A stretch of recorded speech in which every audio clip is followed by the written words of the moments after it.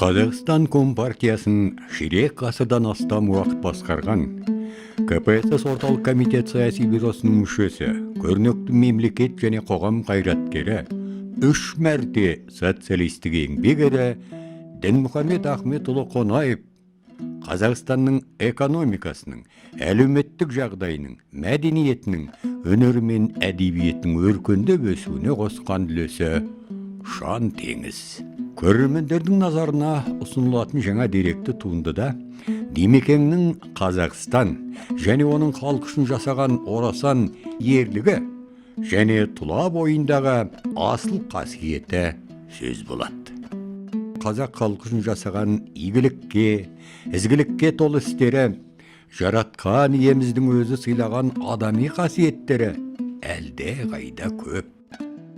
Сондай-ақ дара тұлға Дінмұхамед Қонаевтың алысты болжай білетін данышпандығын, парасаттығын, көрегендігін, қарапайымдылығы мен кішіпейілділігін, адам баласына жақсылық нұрын шашатын ұлылығын туындыға арқау ететін боламыз. Біздің шығармашылық топ алғашқы болып Қарт Каспий теңізінің түбегінде жатқан қасиетті Маңғыстау облысының орталығы Ақтау қаласына ат басын бұрды. Экономикасы, мәдениеті, әлеуметтік жағдайы қарыштап өскен Ақтау еліміздің батысындағы көрікті сұлу шаһарлардың бірі. Дінмұхамед Қонаев 1951 жылы Қазақстан Министрлер Кеңесінің орынбасары болып қызмет атқарып жүргенде, СССР Министрлер Кеңесі төрағасының орынбасары Лаврентий Берия бастаған топ Маңғыстау облысының аумағынан атом ядролық қаруын сынақтан өткізетін жаңа полигон ашуды жоспарлап, соған қызу дайындық жүріп жатты. Сталин әлі тірі. Берияның қаһарлы қылышынан қан тамып тұрған кез, оларға қарсы шығу өлімге басты гумен пара-пар етті. Қазақстан Компартиясы басшылығының тапсырмасымен Димекең Маңғыстау түбегіне келіп, қолдағы бар геологиялық барлау жұмыстарының талдау нәтижелеріне сүйене отырып, жер астында орасан зор мұнай қоры бар екендігін зерттеп дәлелдейді. Сондай-ақ Каспий теңізіне бүкіл аймаққа үлкен экологиялық зардап әкелетіні және көрші жатқан Түркіменстан, Әзербайжан республикаларына да тигізетін қасіреті жайлы бұлжытпас фактілер келтіреді. Сан мыңдаған жылдардың сыры мен құпиясын терең қойнауында жасырып жатқан Каспий теңізінің жағалауындағы көп қабатты үйде тұратын Төлеген Қағазовтың қызы Жұпар апайды арнайы іздеп барып сәлем бердік. Әкем Қағазов Төлеген 1947 жылы аудандық партия комитетіне Порт-Шевченкеге бірінші хатшы болып келді. Соған дейін партшколда Москвада оқыған. Москвада оқыған кезінде Қонаевпен сол жерде ол кісімен танысып, дос жолдас болған.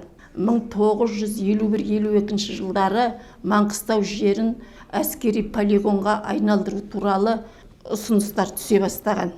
Маңғыстаудың жері тек қана мұнай мен газға бай емес, және түсті металдардың бар екенін, бүкіл елге белгілі Каспий теңізінің бар екенін, барлығын полигонға айналдырып жібергенде елдің құрып кететіндігін сезген, осы туралы өзінің досы Қонаевпенен сөйлесіп, екеуі бірігіп документ дайындаған. Сол документті кәдімгі заң жүзінде бәрін бекітіп, СССР үкімет басшысының орынбасары Берияға кіру үшін Москваға барған. Метрополь гостиницасында екеуі 17 күн бірге кіруге әрекет жасаған. Содан бұларды аман-сау ішке әйтеуір кіргізіп қабылдаған. Маңғыстау жеріне әскери полигонды жібермеуін сұраған. Мінекей осы өздерінің дайындап барған документтерін қорғап шыққан. Бұл кездегі жүйе белгілі өзінен өзі. Сол 1978 жылға дейін жасырын келген. 78 жылы бізде Ырзаханов Кикбай деген ағамыз осы Қонаев Маңғыстауға келгенде Қағазовты іздеген. Сонда Қонаев Кикбайға, Ырзахановқа өзінің аузыменен осы әңгімені айтқан. Ырзаханов ағамыз бұны жазып алып, газетке, кітаптарға шығарған. 1961 жылы СССР басшысы Никита Хрущев Қазақтар мұнайы кері алмайды деген сылтаумен Маңғыстау түбегін Түркіменстан Республикасына беру жөнінде шешім қабылдамақ болғанда, сол кездегі Қазақстан Компартиясы орталық комитетінің бірінші хатшысы Дінмұхамед Қонаев қарсы шығып, бұл экономикалық және саяси жағынан үлкен қателік екендігін дәлелдеп, Маңғыстауда аман алып қалады. Хрущев өзін деген жасақсы келеді. Ол мынау Маңғышлақ түбегін Түркіменстанға беру жөнінде. Бұл алғашқы шекараны бұзудың тәсілі еді. Соған Москваға Қонаев келген кезде айтады, осындай Маңғышлақ түбегін Түркіменстанға қосу керек дейді. Неге дейді? Түркіменстанда геологиялық барлау жүйесі өте күшті дейді. Олар шөлейт жерде мұнай өндірудің әдіс тәсілін өте жақсы меңгерген еді. Сосын айтады, Никита Сергеевич, біздің де барлау ұйымдарымыз жұмысты өте жақсы істейді. Олардан кем істемейді. Мұнайды біз беріп жатырмыз. Біз жоспарды орындап жатырмыз. Сіз маған сенбесеңіз, СССР геология министрі Сидоровкамен сөйлесіп көріңіз дейді. Соның пікірін тыңдап көріңіз дейді. Сосын жарайды дейді, Хрущев телефонды көтеріп, Сидоровкаға телефон соғады. Осындай Маңғышлақты түбегін Түркіменстанға беру туралы мәселе көтеріліп жатыр. Сенің пікірің қандай? Сидоренко айтады, Никита Сергеевич, сіз Қазақстанның геологиялық барлау ұйымымен өте күмәндамай қойыңыз. Қазақстанның өзі түбекті жақсы көтеріледі. Олардың да қазір мұнай несі кәсіпшілігі дамыған. Оның үстіне Гурьев пен Ақтөбе темір жолдары Маңғышлаққа кеп қосылайын деп жатыр. Қосылған бойда бұлар Маңғышлақта ертерек игереді Түркіменстанға қарағанда. Деп ода өзінің қарсылығын берді. Содан кейін Хрущев жарайды онда деп телефонды қойсады да, сосын Қонаев айтады, бұны тағы да алда уақытта тағы қараймыз дейді. Бірақ осы күйінде ол жабылады. Сөйтіп Қазақстанның ең бір жай, мұнайға бай жері, ең бір үлкен экономикалық біздің әлеуетімізді артып тұрған Маңғышлақ түбегін Қонаев аман алып қалады. Бұл да Қонаевтың үлкен бір ерлігі деп қарау керек.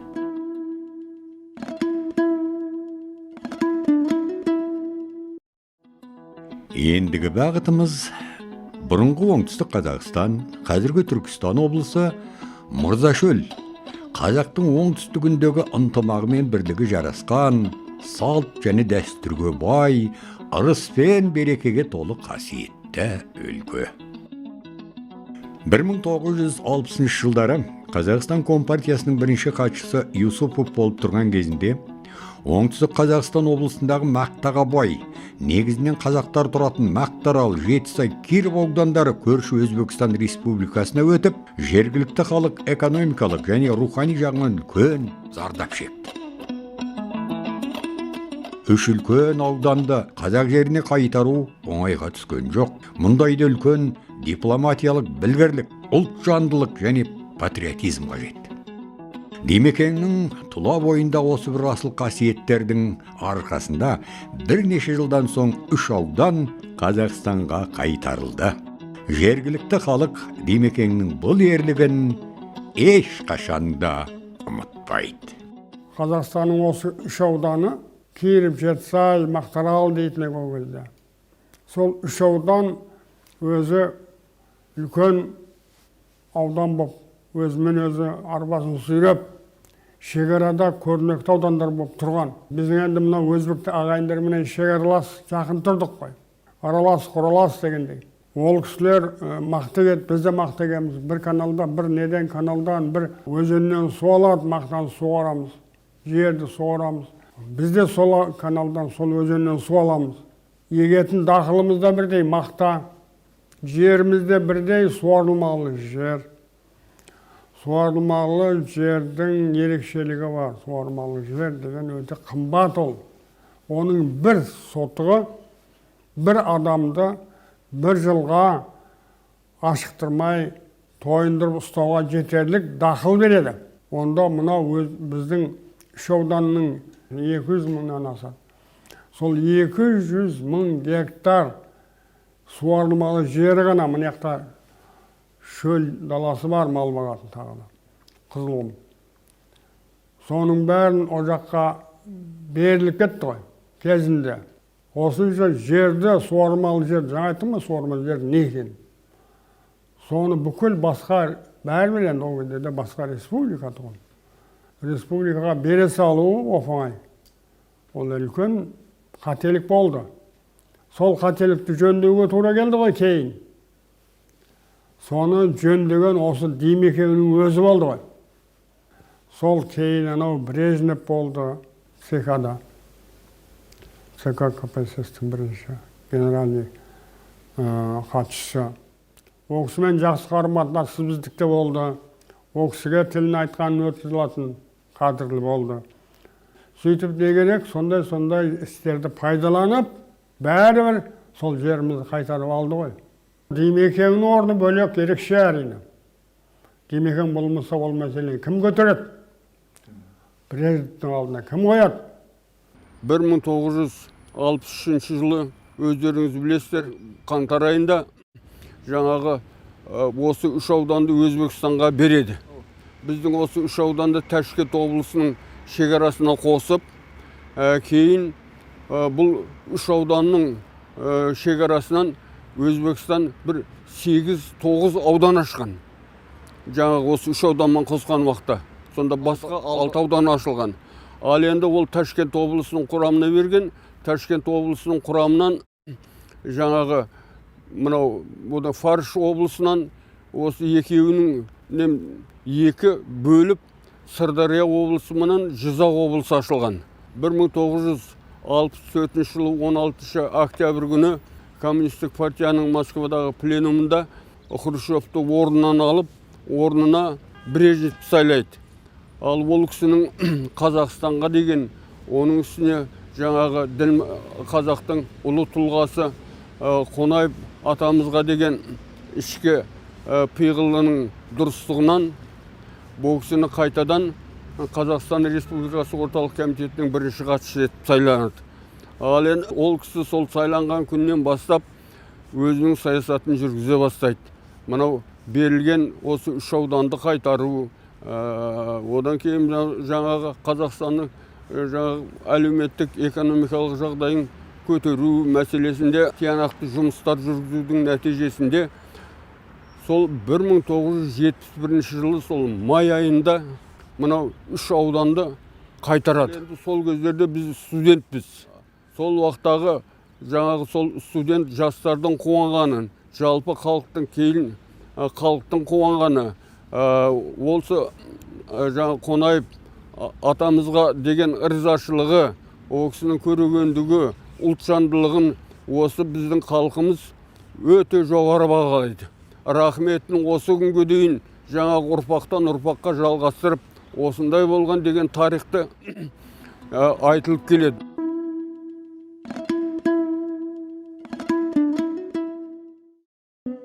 КПСС орталық комитетінің бірінші хатшысы Никита Хрущев Қазақстанның астыққа бай 5 облысын қосып алу үшін құлыққа толы әрекеттерге құйтырқы саясатқа барғанын біз тарихтан жақсы білеміз. 1954 жылы КПСС орталық комитетінің бас хатшысы Никита Сергеевич Хрущевтің инициативасымен Қазақстанда тың облыстар құрылады. Ол облыстарға Қостанай, Солтүстік Қазақстан, Павлодар, Көкшетау, Ақмола облыстары кірген. Арада 1-2 жыл өткеннен кейін Хрущев тың облыстардың басын біріктіру үшін тың бюросын құрады. Оған оның орталығын Ақмола деп жариялайды. Сөйтіп, оның бастығы басшылығына Қазақстан Компартиясы орталық комитетінің салалық хатшысы Соколов дегенді әкеліп қояды. Тың бюросы кезінде Қазақстанда 25 миллион гектар жер жыртылады. Алғашқы жылда түсім жақсы болады, жоспар артығымен орындалады, кейіндеу миллиардтар болады.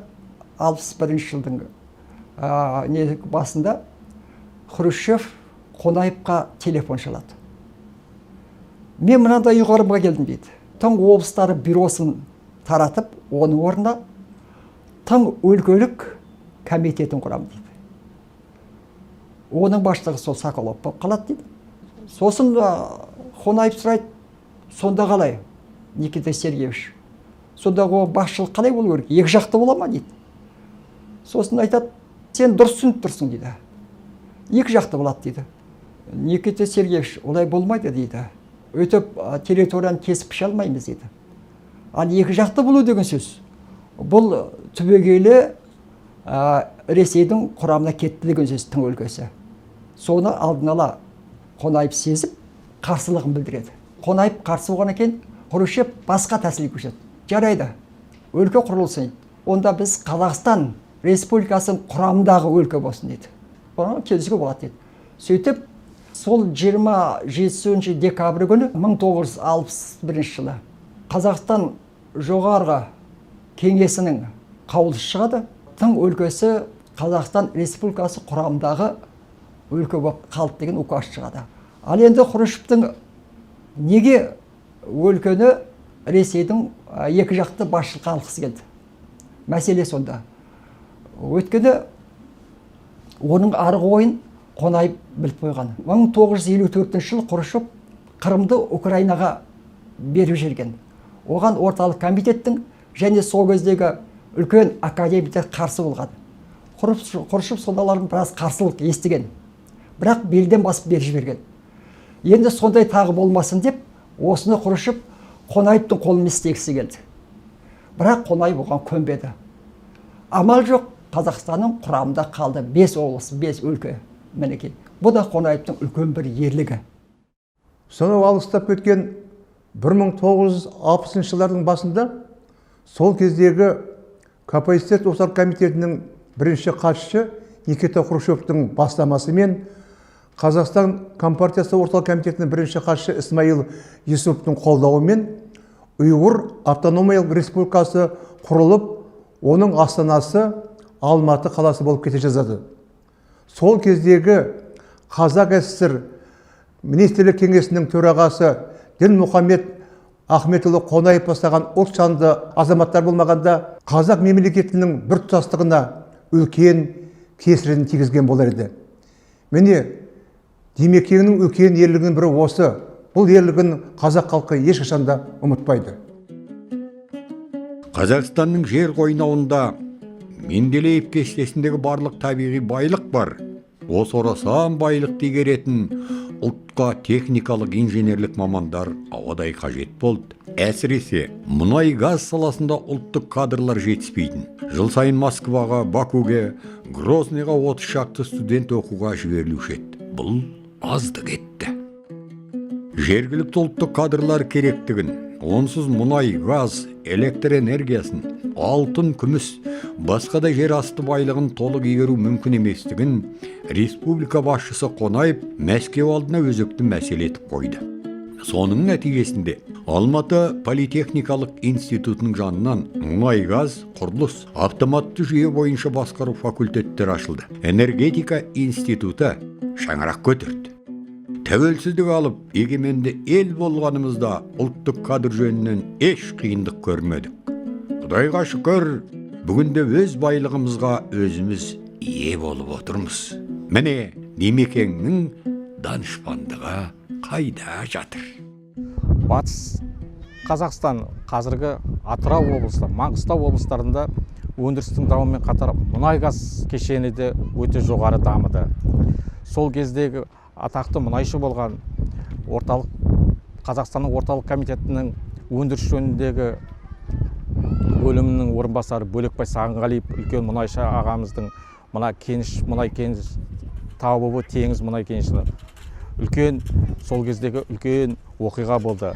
Міне осы төңіректе біздің қазақ жастарының, ұлт кадрлардың мұнай газ саласындағы тапшылығы сезіле бастады. Осыны сезінген, осындай мәселені болашақта көтерілуін білген Дінмұхамед атамыз мұнай газ саласын мәселесін алға қойып, жергілікті кадрдан осы Батыс Қазақстанда біздің жалпы техникалық факультетте мұнай газ саласының факультетін ашты. Міне сол мұнайшылар факультетін мұнай газ саласының қызметкерлерін кадрын дайындауда үлкен еңбегі сіңді. Сол мұнай саласының оқыған қызметкерлері қазір үлкен мұнай саласында үлкен қызметтерде жұмысын жасап жүр. Осындай үлкен данышпандық көрегенділіктік саясаттың арқасында қазір біздер мұнай газ саласының инженер техникалық қызметкерлері өзімізде оқытылып, өзімізде дайындалуда. Сол кісілердің еңбегінің арқасында міне тәуелсіз Қазақстан өзінің мұнай саласымен бүкіл әлемге белгілі әлемдік дәрежедегі үлкен мұнайлы мемлекетке айналып отыр. Оның осындай болуына, осындай болашақта осы жергілікті кадрдың даярлануына Дінмұхамед ағамыздың, атамыздың еңбегі зор деп білеміз.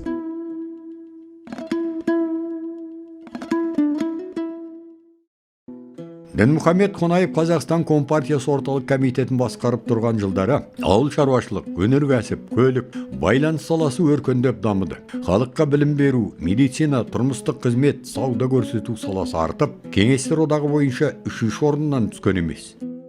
Қонаев Қазақстанды басқарған жылдар ішінде республикада 45 қала салынды. Соның бірі Қапшағай су қоймасының жағалауына орналасқан әсем қала Қапшағай болатын.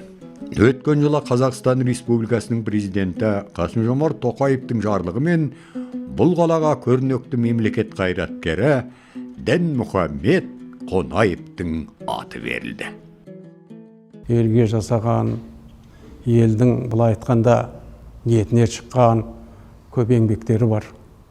Солардың бірін біз енді мына Алматы облысында, өзім туған жерім Алматы облысы, Жамбыл ауданында негізгі мына Қапшағай су қоймасын салу.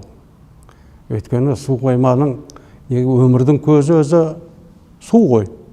Сол Қапшағай су қоймасын жасап, мына төменгі Балқаш аудандағы күріш совхоздарын ашу. Ол үлкен бір ерлік. Ең негізі өзі адамды өзі былай мұсылман жолында сауап, ол жол салу, көпір салу. Бізде кезінде мынау Балқаш ауданы ар жағында 4-5 шаруашылық пароммен өтетін іледен. Үлкен көпір салып, екі мынау ауылды мекендердің арасын біріктірген жағдайы бар. Адамның жақсылығын айту керек. Оны кейін жастар білу керек. Кейінгі уақытта мынау қазір Қапшағайдың атын Қонаев атындағы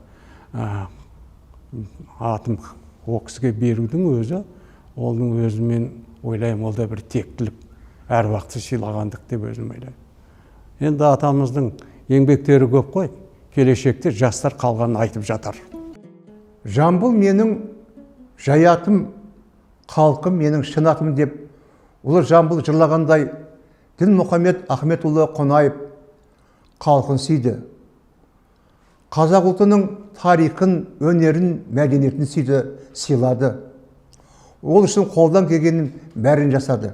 Қиын қыстау кезеңде саяси қуғынға ұшыраған Сәкен Сейфуллиннің, Ахмет Байтұрсыновтың, Тұрар Рысқұловтың, Бейімбет Майлиннің және басқалардың жарқын есімдері Димекең Қазақстан Компартиясы орталық комитетінің басқарып тұрғанда толық ақталды. Ерлікке пара-пар Димекеңнің бұл игі қадамдары әрқашанда қазақ халқының жүрегінде қалады.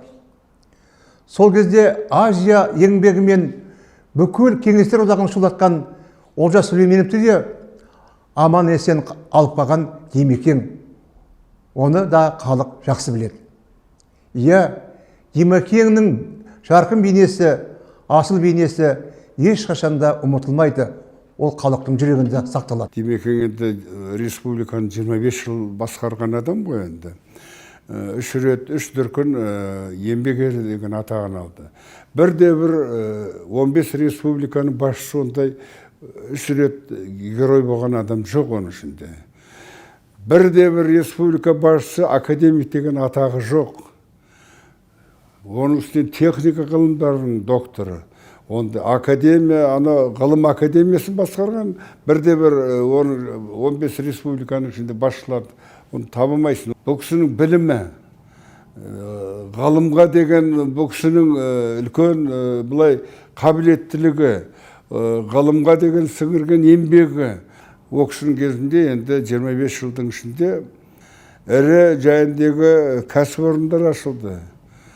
Соколов Сарбай дейді, Лесаковский дейді, Екібастұз ГЭС-тер.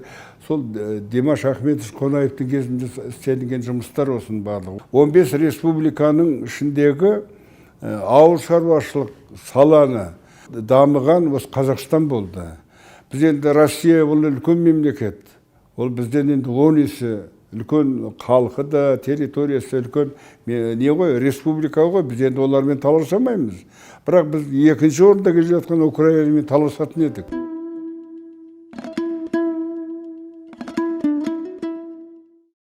Бүкіл түркі әлемінің рухани астанасы Түркістан шаһары біз болмаған 2 жылдың ішінде қанатын кеңге жайып, гүлдене, көріктене түсіпті. Демекең қаланың өзін ауданға қарамайтын тікелей облысқа бағалатын қылып сондай рангыны көтерді. Сөйтіп қалалық партия комитетін ашты. Бұл үлкен көмек болды ғой. Өзінің бюджеті болды. Бұрын ауданның бюджетіне қарап отыратын. Еш нәрсе істелінбейтін. Бір кірпішті бүйтіп қалап қойған емес. Ал жаңағыдай осы 70-ші жылдардың басынан бастап, осы кішкене дұрыстала бастады Демекеңнің арқасында. Бұл кісі көп жерге мәселені қойды. Министр культуры СССР Демичек деген кісі болған. Ол кандидат член политбюро. Соған қойды бұл кісі мәселені. Анау қазанды алып келейік. Бүткіл елге, бүткіл сол Орта Азияның халқына қажет нәрсе ол. Туристер болады, келеді. Бұлайша келіп кететіндер бар. Соған енді үлкен нәрсе. Одан кейін қаланың көтерілуіне де. Ал енді негізінде бұл кісі барып көрген. Қазан қайда деген. Қазан подвалда тұрған. Эрмитаждың подвалында. Оған ешкімді кіргізбейді. Туристер өрге кіре алмайды. Пәлен деген тарихы бар, темірден басталады деген әңгіменің ешкім айта алмайды, оны білмейді де керек болса. Бірақ бермейді. О баста Демекеңнің өте үлкен көмегі болды Қазанды алып келуге. Иә, қасиетті Қазанды Түркістанға қайтару оңайға түскен жоқ. Бүкіл түркі әлемі күткен қасиетті істі жүзеге асыруға Демекең үлкен еңбек сіңірді. Ел болып, халық болып күткен игілікті шараны көрнекті мемлекет және қоғам қайраткері Өзбекәлі Жәнібеков толық жүзеге асырғанда Дінмұхамед Қонаев шексіз риза еді.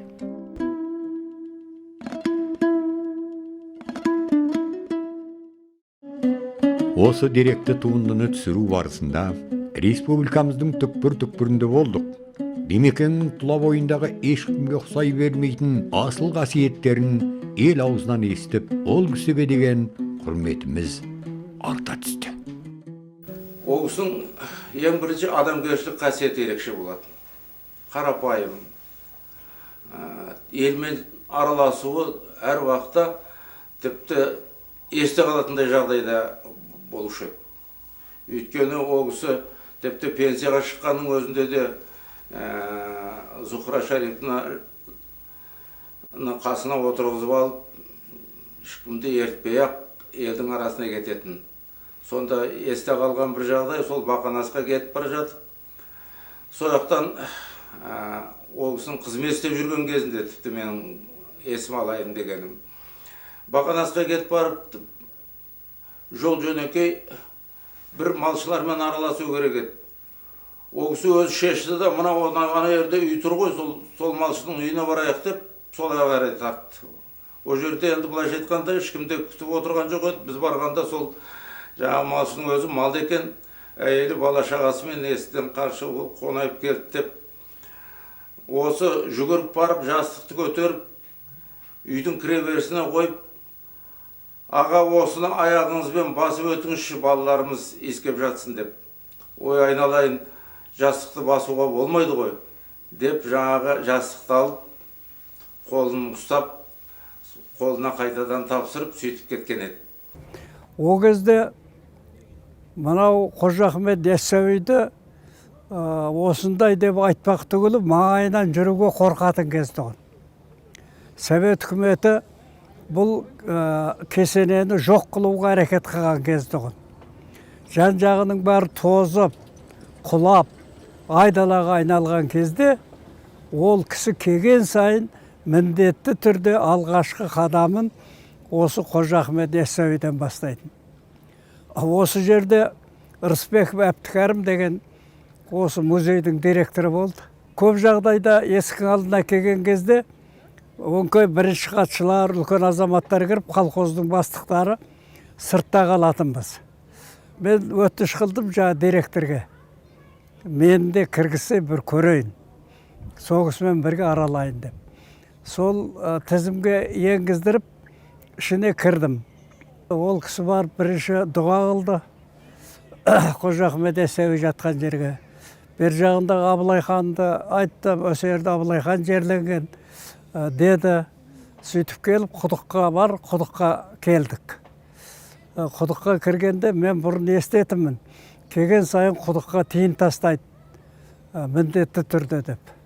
Мені қызықтырған сол қалай болар екен деп, менде жапа тарбағай тарбасып кірдім ішке. Кірбем жағы директор кім деді? Мен де жағы азамат Рысбеков деген. Мұна құдықтың ішінде су бар ма, жоқ па деді. Бар, су бар деді. Сосын қалтасынан бір тиын алды да, кәні көрейікші деп тастап жіберді. Барып шаңғыр етіп, шолп ете қалды суға. Басқамыз тып-тыныш тұрмыз деді. Сөйлемейміз де, демімізді ішімізден алып. Жау судың шолп еткені естілді. Су бар екен ғой деді. Сол сыртқа шыққаннан кейін айтты, ғой жарықтық-ай. Бір жағы зияратқа қалғандығы ғой бұл. Міне көрдің ба, өзі орталық комитеттің бірінші хатшысы, КПСС орталық комитетінің политбюро мүшесі сөйтіп отырып осыны жасады деп шыққаннан кейін өзімізше әңгіме дүкен құрдық. Қонаев ағаның мінезіне келетін болсақ, елім, жерім, халқым деген сөзден басқа сөз шықпайтын еді. Соншалықты еліне, жеріне берілгеніме таңғалатымын. Өмірінде өзінің пайдасы, өзінің несін туралы да сөйлеген адам емес. Бір күні Қонаев ағаменен әңгіме қылып отырғанда, аға, үйінде отырмыз. Аға, сізге Абдынасырдың алтынмен апталған Құранын берген қайда дедім. Барды ғой Египетке.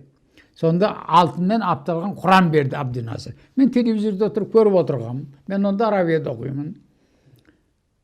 О кісі аңтан қалды. Оны қаяқтан білесіз деді. Аға, мен сонда сояқта оқимын ғой дедім. Қане ол Құран дедім. Сіз дедім 3 жыл медреседе оқығасыз дедім. Қазір мен салған мешіттің жанында сол жерде үй болған. Сол жерде медресе оқыған кішкентай. Сол жерде 3 жыл оқығасыз дедім. Ал енді сол Құранды алыңыз дедім. Құранды алды, әкеп қойды. Сөйтіп отырғанда інісі Асқар кіріп келді. Сол уақытта Димаш аға Құранды оқып жатыр еді. Құран оқығанын көріп інісі сілейді де қалды. Аңтан болып қалды.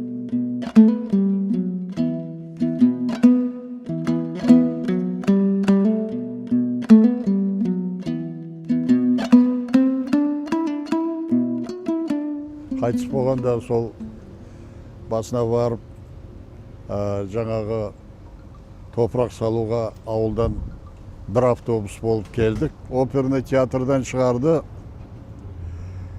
халық көп жиналды.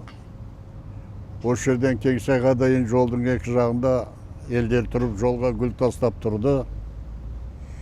Бейіттің басына барғанда көптеген зиялы адамдар болды. Соның ішінде қаралы митингте Асанбай Асқаров сөз сөйледі.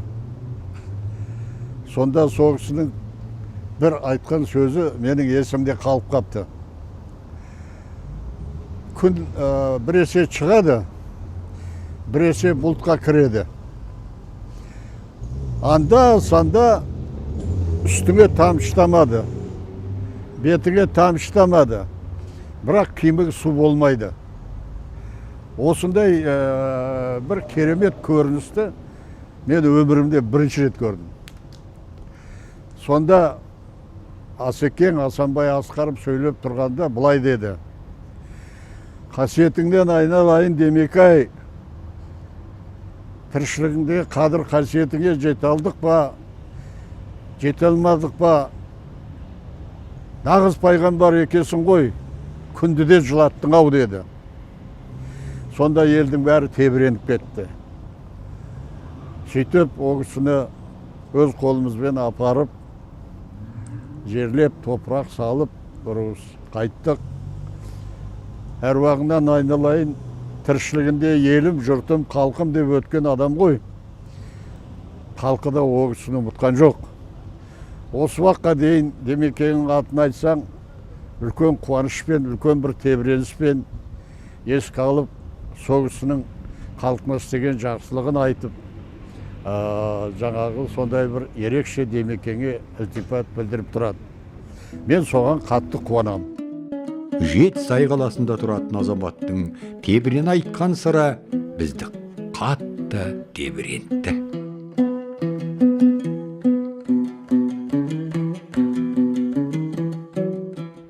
1992 жылы Дінмұхамед Ахметұлы Қонаев атамызды сол кезде президенті Ислам Каримов арнайы Жизақ қаласына шақыртады.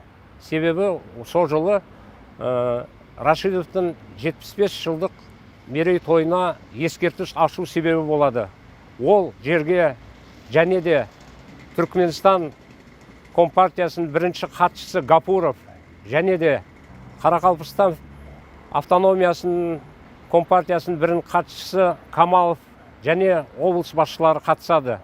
Сол жерде біздің Димаш аға атамызды Өзбекстан халқы жақсы ыстық ілтипатымен күтіп алады. Рашидовқа арналған ас беріледі. Сол жерде Рашидовтың ескерткішін ашылуында Дінмұхамед Ахмет Қонаев атамызға бірінші сөз беріледі. Сол жерлерде сол шаралардың бәрін өткізіп, қайтар кезінде Ислам Каримов біздің Димаш атамызға Өзбекстан халқының атынан және өзім халқының атынан деп сізге бір тұлпар сыйлаймыз деп су жаңа Қара Волганың кілтін тапсырады.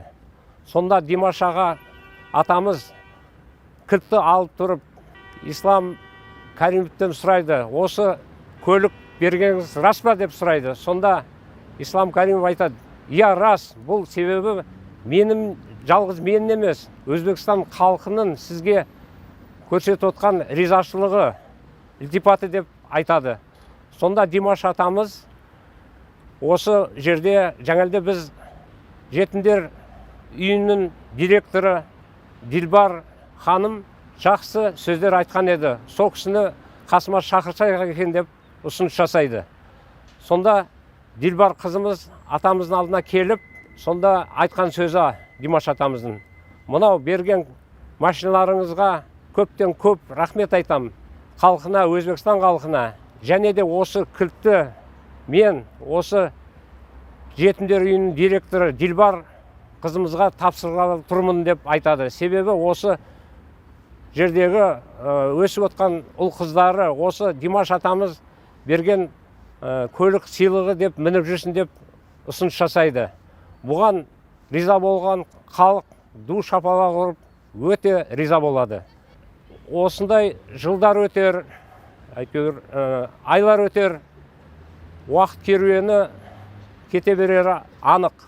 Бірақ та біздің Димаш атамыздың осындай керемет адамгершілік қасиеті мәңгі Өзбекстан халқының есінде қалады. Қазақстанның халық артисі, әйгілі сазгер Шәмші Қалдаяқов Дінмұхамед Қонаевтың қалай қабылдағанын, атынан ат үркетін Қазақстан басшысының қабылдауына жүрексіне кіріп, аяқ қолым дірілдеп кетті. Жасау келісті үлкен кабинеттің төрінде отырған бірінші хатшы түрегеліп, қолымды алып жыламандасты. Көзім көзіне түсті. Жүзінен имандылық нұры төгіліп тұр екен. Демекең қал жағдайымды сұрағанда, бойымды билеп алған қорқыныш өзінен өзі сейіліп жүре берді. Солақ екен, өзімді еркен сезініп, мейірімді әке шапағатына бөленгендей хал кештім. Көзінің тірісінде халық пайғамбар санаған, тұлғалы азаматтың бір көріп ақ адам болмысын танитын сезім талдығына ұлықтың төресі бола тұрып соншалықты кішіпейілдік таныта білуіне, тұла бойындағы парасаттылығы мен тектілікке толы асыл қасиетіне ұзақ жылдар бойы таң қалумен келемін деп есін алады. 1969 жылдың қаһарлы қысын ел әлі ұмыта қойған жоқ. Бұрын соңды болмаған табиғат қаһары оңтүстік Қазақстан облысы Шәуілдір, қазіргі Отырар ауданына да көп қиындықтар әкелді. Қар қалың болғандықтан төртлік мал қораға қамалып, жем-шөп жетпегендіктен аштан қырылып жатты. Қыс қаһары наурыз айына дейін созылып, күн аяқ асты жылынып, сіресіп жатқан қалың қар ери бастады. Өзендерде мұз бұзылды, жер көкті топан су басты. Кейбір елді мекендер су астында қалды. Үрей құшағында отырған аудандық партия комитетінің бірінші хатшысы Тәліп Тойбековті шыр еткен телефон үні селт еткізді. Бұл кешкі сағат 10 шамасы болатын. Тойбеков телефонды асығыс көтергенде байланысшы әйелдің «Сәлеметсіз бе? Сізбен Қазақстан Компартиясы орталық комитетінің бірінші хатшысы Дінмұхамед Қонаев сөйлеседі» деген асығыс дауыс естілді. Іле-шала Тәліп, мен Қонаевпын, ел аман есен ба? Деген дауысы естілді. Тәліп деді, Қонаев сөзін жалғап, ел аман есен ба? Байқаймын, абыржып тұрсын. Табиғат апаты мылқау, соқыр, ол өзінен басқаны тыңдамайды. Елге келген зауал малман кетсін деп тілейік. Сондықтан ел аман болса, халық аман болса, малдың орны толады. Елді мекендерді су топан басып жатыр деп естіп жатырмын. Арыстан бап аман ба? Судың астында қалған жоқ па? Демеке алаң болмаңыз. Төңірегіндегі ерген қардың суы коллекторға төгіліп жатыр деп Тойбеков байсалды жауап қайтарғандай болды. Кесененің іргесінде су кетпесін, қабырғасы жарылса немесе құласа екеумізді аруақ ұрады. Сондықтан бір көзің сонда болсын. Ертең бірнеше генералдар басқарған саперлер бара жатыр. Өзен көлдердегі мұздарды жарғызыңыздар. Тағы да менің көмегім керек болып жатса, тікелей телефон шал деп Қонаев қоштасып, телефон трубкасын қоя салды.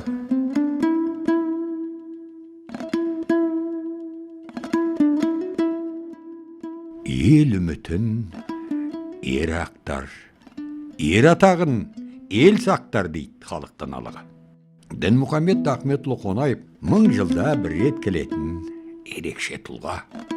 Ол қазақ үшін туған нағыз ұлт мақтаныш еді.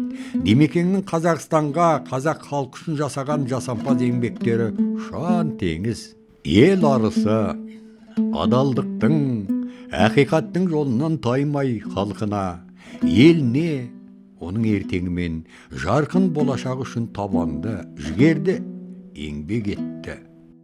Димекеңді алға жетелеген оның бойындағы асыл қасиеттер еді. Ерекше туылған қазақтың ұлы перзентінің қайталанбас болмысын ашуға сәл де болса үлес қоссақ, біздің еңбегіміздің ақталғаны. Алаш ардақтысы Дінмұхамед Ахметұлы Қонаев туралы түсірілген туындымызды Димекеңнің мына сөздерімен аяқтағанды жөн санадық. Өзің үшін еңбек қылсаң, өз үшін оттаған хайуанның бірі боласың.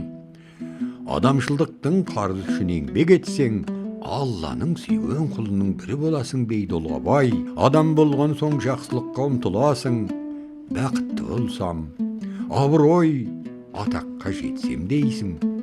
Үміт алға жетелейді. Сол жолда оқып, білім алады екенсің. Ел қатарлы еңбек етіп, тер төгесің, ізденесің, талпынасың. Таласатында, тайталасатында кез келеді. Таусыларда мұңаяр тұс аз болмады, бірақ жасымадым. Салымды суға жібермедім, қуаныш пен бақыт, атақ пен даңқ аз болмады. Асып тасымадым. Билікке көтерілдім, бірақ халықтан алас екенімді ұмытпадым. Қайтып ашар есігімді қатты жаппадым. Түптің түбінде оралар ортам еліше, ағайын ортасы. Басар жерімді, барар жерімді қара жер. Қастерлей білсем, қадірімнің кетпесін білдім. Панаң да ел, данаң да ел. Соған арқа сүйедім, содан үйлендім. Демекеңнің жүректен шыққан сөзі ғибратты сөз. Үлкенді де, кішіні де, жалпы адамзат баласын ойландыратын сөз. Данышпан халық айтпақшы, тау алыстай түскен сайын биіктей түседі. Демекеңнің жарқын асыл бейнесі ел жадында. Қазақ халқы оның ардақ есімін мәңгі қастерлеп өтеді.